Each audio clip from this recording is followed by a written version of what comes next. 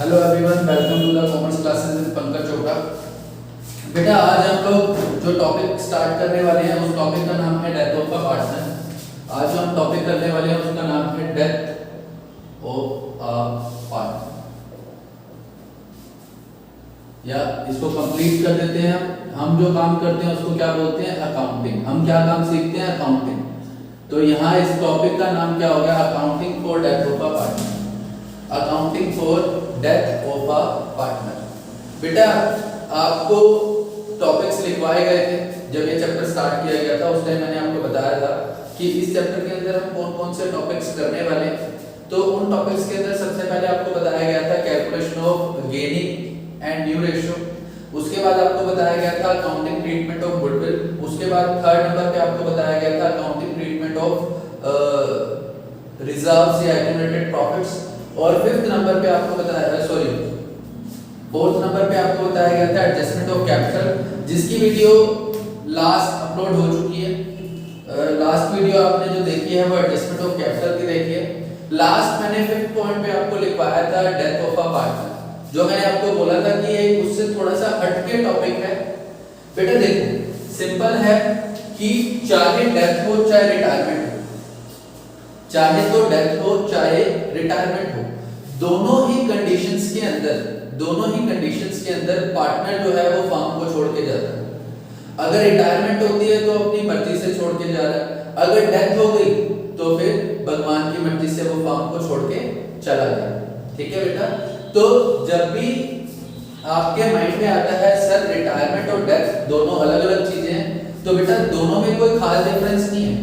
हम अकाउंटिंग के point of view से अगर देखें तो दोनों ही केसेस के अंदर पार्टनर फर्म को छोड़ के जा रहा है। दोनों ही केसेस के अंदर पार्टनर फर्म को छोड़ के जा रहा है।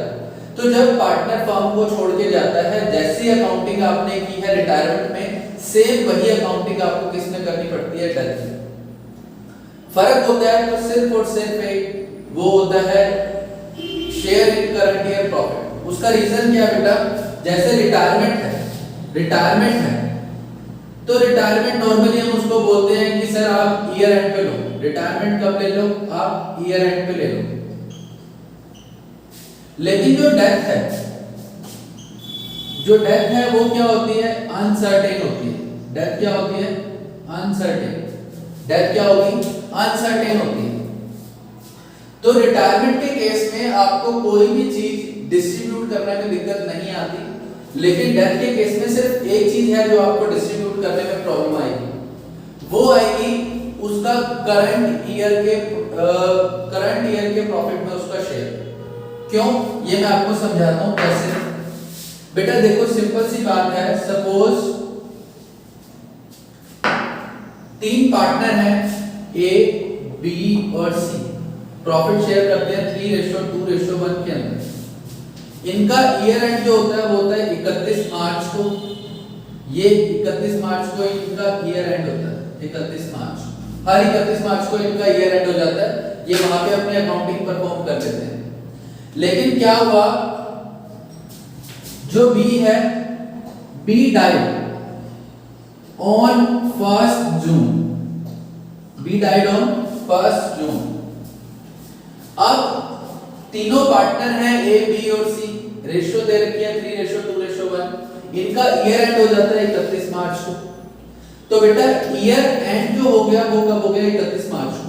अगला ईयर सपोज हम कहते हैं कि 1 अप्रैल 2019 को स्टार्ट हो गया। अगला ईयर कब स्टार्ट हो गया? 1 अप्रैल 2019 को। और जो पार्टनर है उसकी डेथ कब हो गई? 1 जून 2019 को। डेथ कब हो गई? 1 जून 2019 को। समझ रहे हो मेरी बात?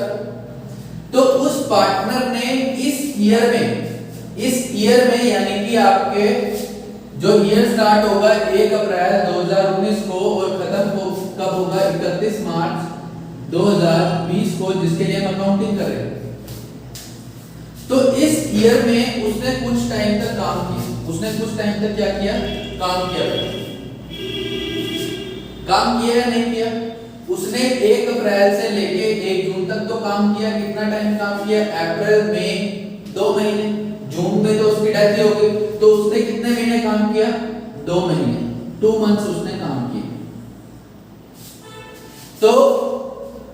उसके जो रिप्रेजेंटेटिव हैं, जो उसके वारिस हैं, जो उसके नॉमिनीज हैं, वो आके बोलते हैं, कहते जी पिछला आपने 31 मार्च तक का तो हिसाब दे दिया, आपने पिछला 31 मार्च 2019 तक तो हमारा हिसाब दे दिया, लेकिन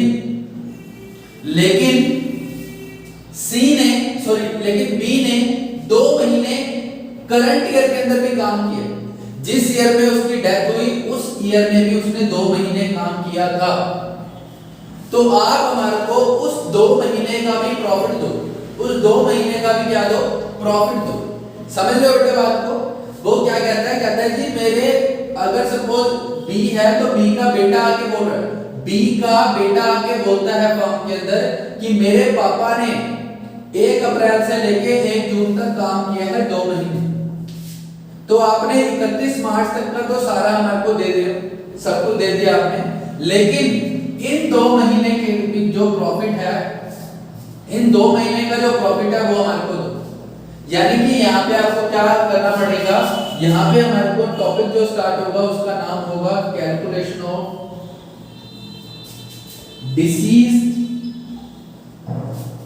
disease partner share, disease partner share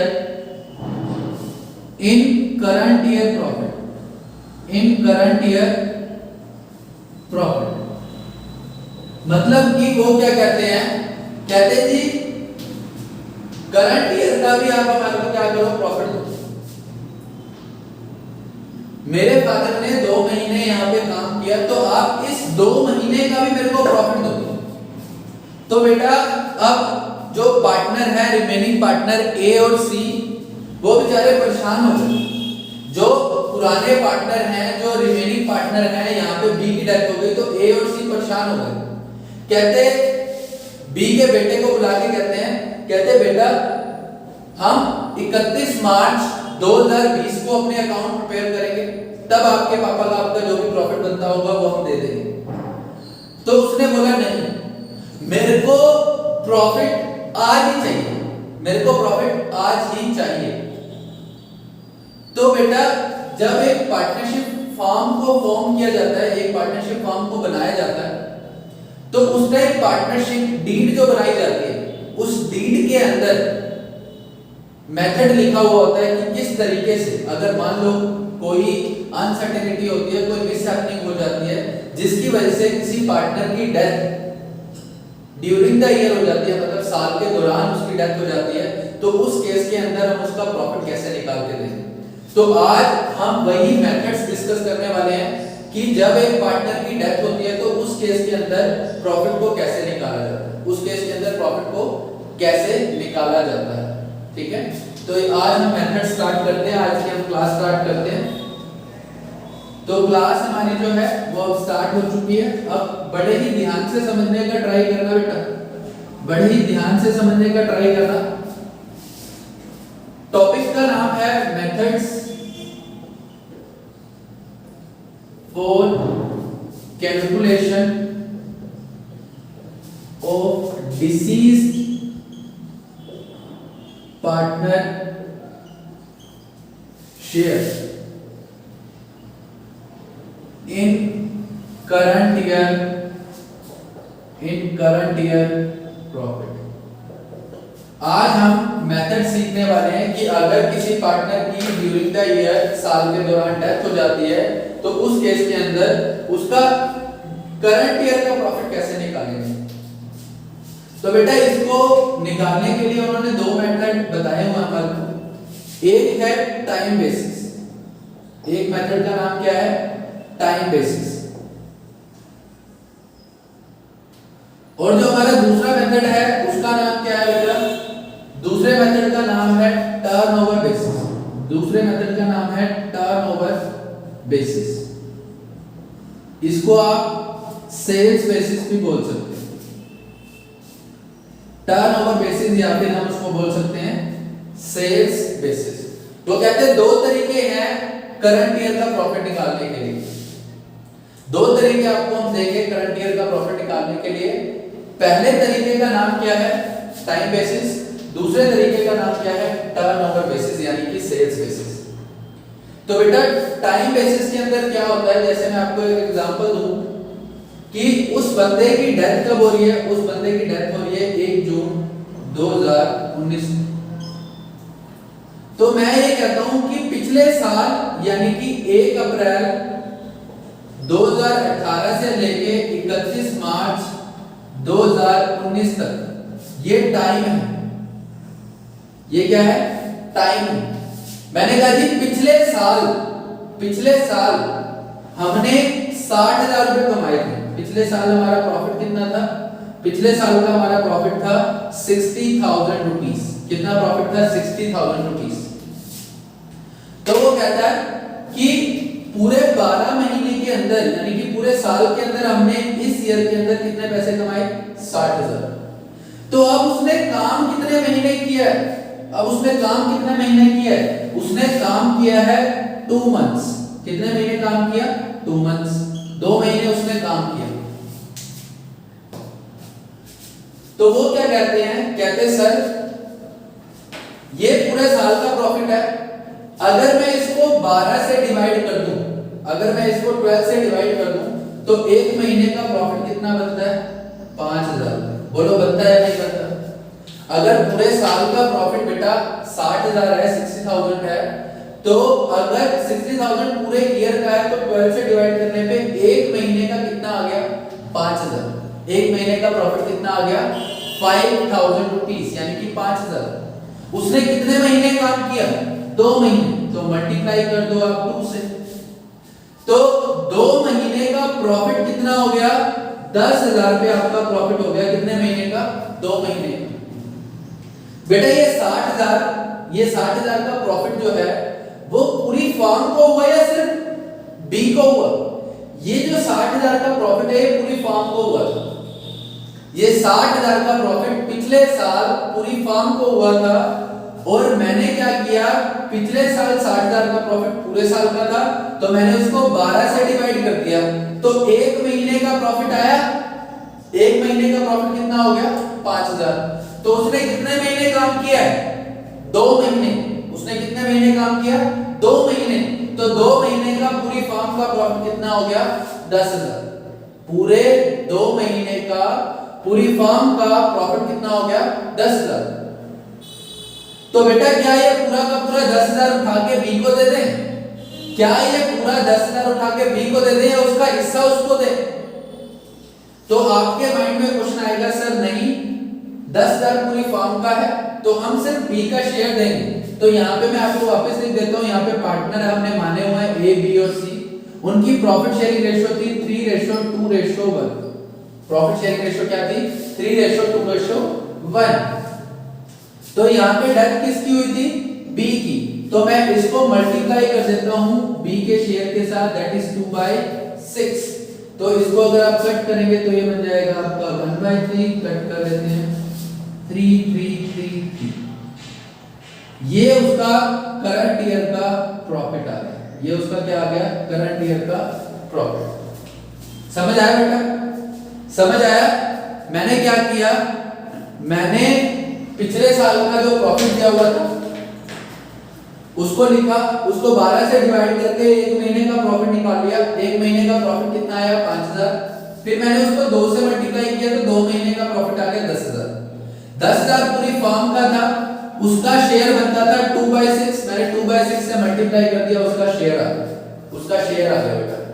अब इसको हम एक फॉर्मूले की फॉर्म में लिखेंगे। इसको हम एक फॉर्मूले की तरह लिखते हैं कि फॉर्मूला क्या है। इसका अब हम एक फॉर्मूला बनाएंगे, उस फॉर्मूले को अब हम लिखेंगे और उसके बाद अगले मेथड की तरफ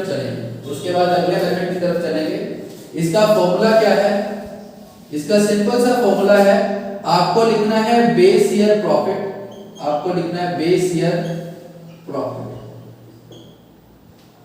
मल्टीप्लाई कर देना आपको time up to death, multiply कर देना आपको डिसीज्ड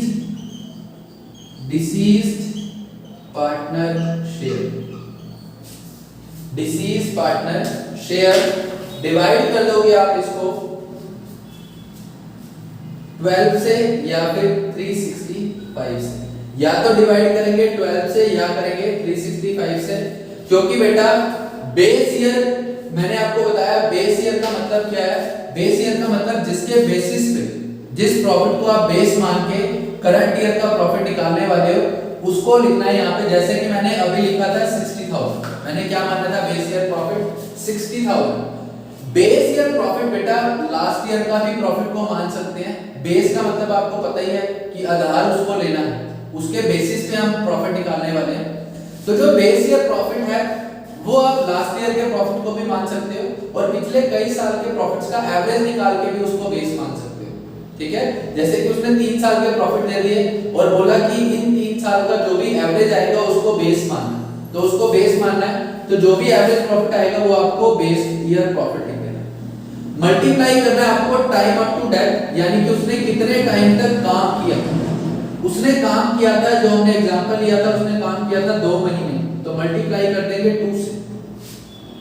अगर उसने काम मंथ्स में किया तो डिवाइड करोगे आप 12 से, और अगर उसने काम किया डेज में, मतलब कि बाय चांस उसकी डेथ हो जाती, सपोज 16 जून को अगर उसकी डेथ हो जाती तो हम 16 जून तक डेज काउंट करते, तो डेज काउंट करते तो डिवाइड 365 से करते, 12 से नहीं, ठीक है।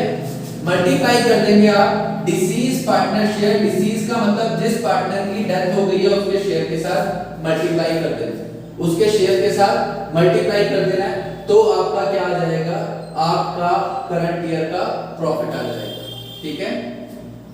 अब आते हैं हम टर्नओवर बेसिस पे। अब हम बात करेंगे टर्नओवर या सेल्स बेसिस पे। इसके अंदर बेटा आप ये नोट कर लो, फिर मैं इरेज कर दूंगा इसको ताकि हम टर्नओवर के लिए स्पेस बचा सकें।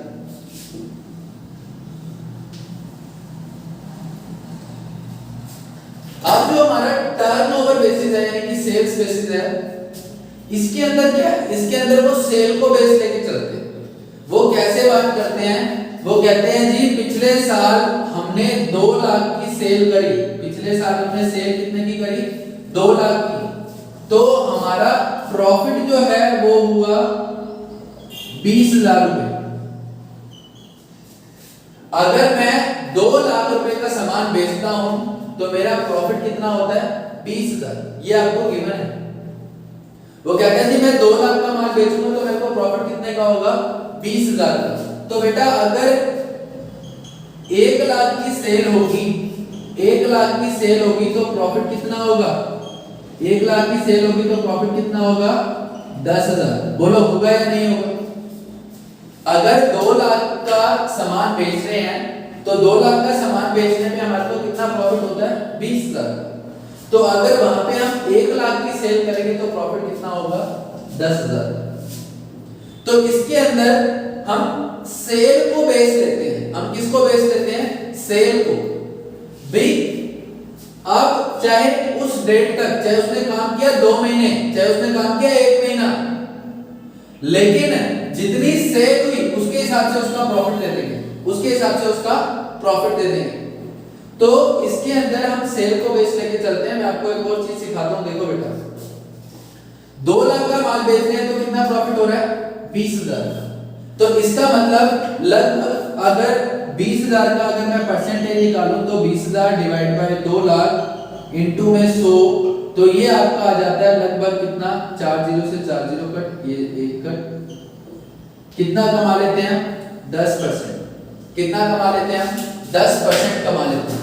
जितने का भी माल बिकता है उसका 10% कमाई हो जाती है।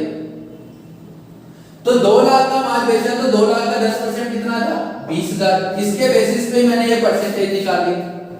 अब अगर मैं माल बेचता हूं 1 लाख का तो सेल कितनी होगी, प्रॉफिट कितना होगा, 1 लाख का 10% यानी कि 10,000। प्रॉफिट कितना होगा, 10,000। तो अब इसके अंदर हम इसका एक पहले फॉर्मूला लिखते हैं, उसके बाद मैं आपको इसका एक एग्जांपल लेके सॉल्व करवाता हूं। एग्जांपल लेके फिर हम इसको सॉल्व करने का ट्राई करते हैं। तो अगर टर्नओवर बेसिस आए तो आपको लिखना है बेस ईयर प्रॉफिट। डिवाइड कर दोगे आप बेस ईयर प्रॉफिट को बेस ईयर सेल्स, मल्टीप्लाई करोगे करंट ईयर मल्टीप्लाई कर दोगे आप करंट ईयर सेल, जो आपकी करंट ईयर की सेल है उसके साथ मल्टीप्लाई कर दोगे, फिर आप मल्टीप्लाई करोगे डिसीज पार्टनर शेयर, उसके शेयर के साथ मल्टीप्लाई कर दोगे। ये आपका फॉर्मूला बन जाएगा, ये आपका फॉर्मूला बन गया base year profit divide by base year sale multiply current year sale multiply deceased partner share. आ जाओ एक एग्जांपल लेते हैं। यहाँ पे पार्टनर है ए बी और सी, इसकी बी की डेथ कब हुई? B died on 1 June 2019। B की डेथ कब हो गई बेटा? बी की डेथ हो गई है 1 जून 2019 को, 1 जून 2019 को बी की डेथ हो गई। तो लास्ट ईयर की सेल यानी कि सेल्स अप टू 31 मार्च 2019 कितनी थी? Was ₹2 lakh, was ₹2 lakh. उनकी सेल कितनी थी बेटा? 2 लाख थी। ठीक है, अब मैं यहां पे बोलता हूं सेल्स अप टू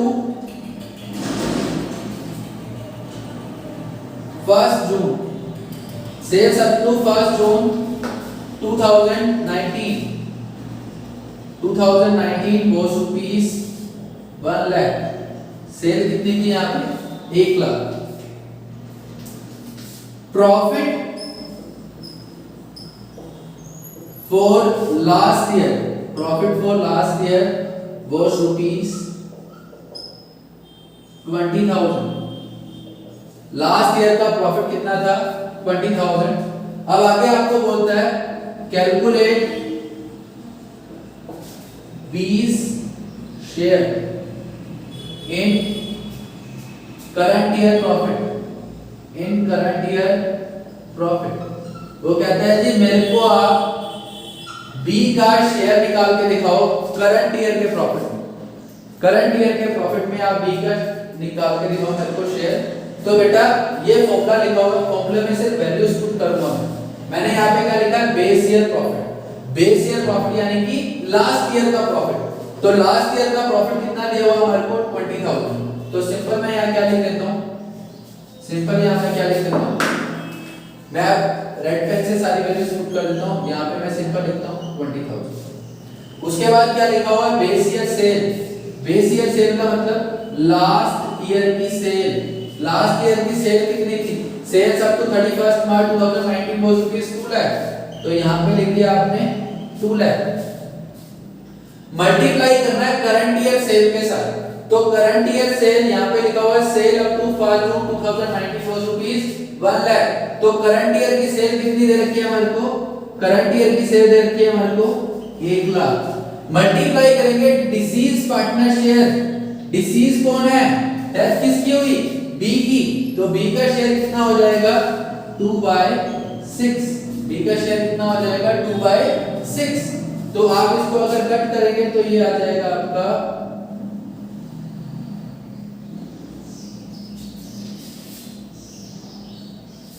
ये आपका आ जाएगा 3333 rupees.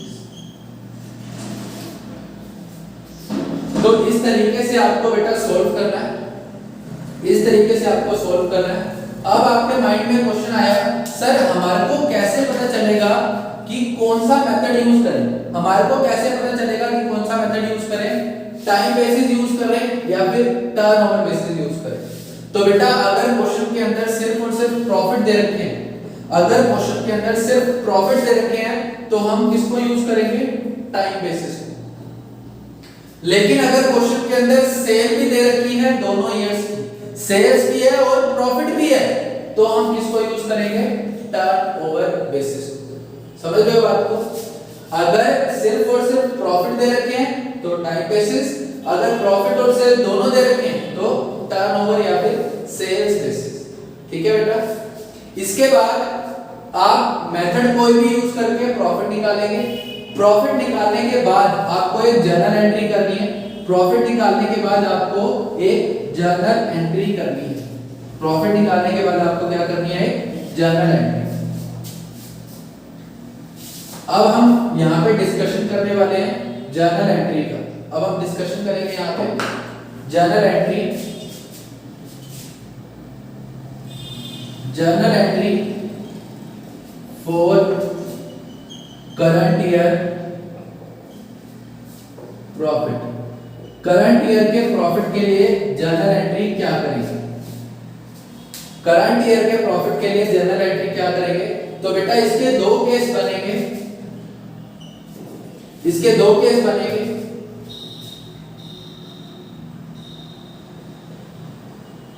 Profit sharing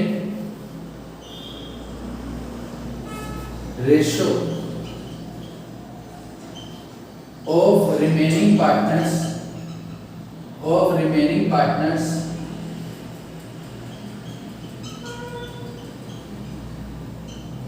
remain same. मतलब कि जो आपके पार्टनर्स बच गए उनकी प्रॉफिट शेयरिंग रेशियो जो है वो सेम है।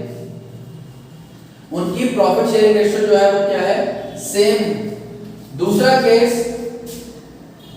Profit sharing ratio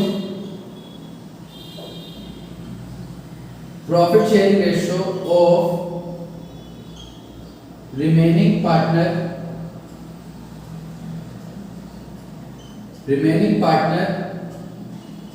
is changed. उनकी जो रेशियो है वो क्या हो गई, चेंज हो गई। मतलब कि यहां पे आपका सिंपल लिखे रेशियो नहीं बदली, रेशियो नहीं बदली, और यहां पे मैं लिखता हूं रेशियो बदल गई। यहां पे मैं क्या लिखता हूं, रेशियो बदल गई। अब आपने सिर्फ क्वेश्चन के अंदर ये देखना है कि क्या रिमेनिंग पार्टनर जो है उनकी रेशियो बदल गई है या फिर उनकी रेशियो नहीं बदली है। क्या उनकी रेशियो बदल गई है या फिर उनकी रेशियो नहीं बदली है। जो मैंने आपको एग्जांपल करवाया है उसके अंदर मैंने उनकी रेशियो नहीं चेंज की, मैंने उनकी रेशियो चेंज नहीं की, मैंने उनकी रेशियो चेंज नहीं की। तो अगर उन्होंने रेशियो चेंज नहीं की तो आप सिंपल एंट्री करेंगे यहाँ पे P&L suspense account debit, P&L suspense account debit to deceased partners capital account. अगर उनकी रेशियो चेंज नहीं होती तो आप एंट्री क्या पोस्ट करेंगे, P&L सस्पेंस। सर ये P&L सस्पेंस क्यों लिखा आपने? सस्पेंस इसलिए लिखा बेटा क्योंकि अभी प्रॉफिट हुआ नहीं है, हमने अंदाजा लगाया ये प्रॉफिट हो भी सकता है और नहीं भी हो सकता है, तो इसलिए हम क्या वर्ड यूज करते हैं, सस्पेंस। और P&L क्यों लिखा है बेटा? अगर प्रॉफिट होता है तो प्रॉफिट को बांटने के लिए आप P&L को क्या कर देते हो, डेबिट कर देते हो, इसलिए P&L को डेबिट किया। लेकिन प्रॉफिट सर्टेन नहीं है इसलिए मैंने वर्ड क्या यूज कर दिया वहां पे, suspense account to deceased partner capital account. यहां पे आप क्या लिखेंगे, यहां पे आप लिखोगे his share of profit, his share of profit. जो भी उसका प्रॉफिट का हिस्सा बनेगा उससे आप ये जर्नल एंट्री पोस्ट कर दोगे, उससे आप ये जर्नल एंट्री पोस्ट कर दोगे। और अगर उनकी रेशियो बदल गई है, अगर उनकी रेशियो बदल गई है तो आप क्या एंट्री पोस्ट करोगे, gaining partners capital account debit, gaining partners capital account debit to deceased